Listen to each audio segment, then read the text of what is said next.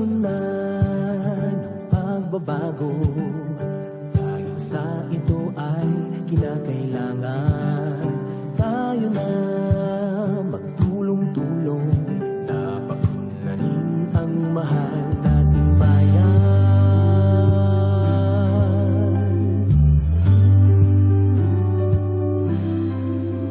Panahon na pagbabago, ayos ang mga dapat ayusin.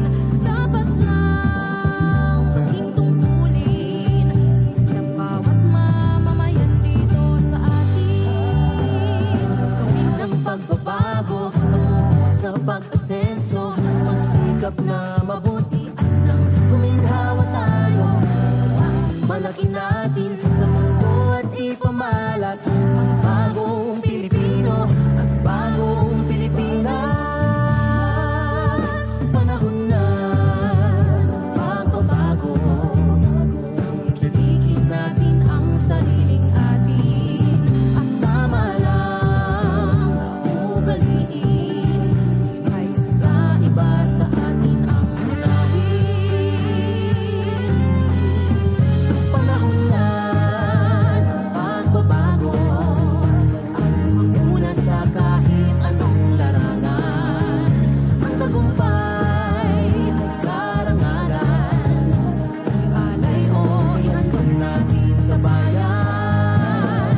Dahil ulit nang napatunayan ng Pilipino ang husay at lakas, kagandahan at talento nang makipagpaligsahan kahit anong oras. Ang bagong Pilipino at bagong Pilipinas. Panahon na ng pagbabago, buhay natin ay gawing maaliwalas. Marami ang magandang bukas, sumula ng bagong Pilipinas.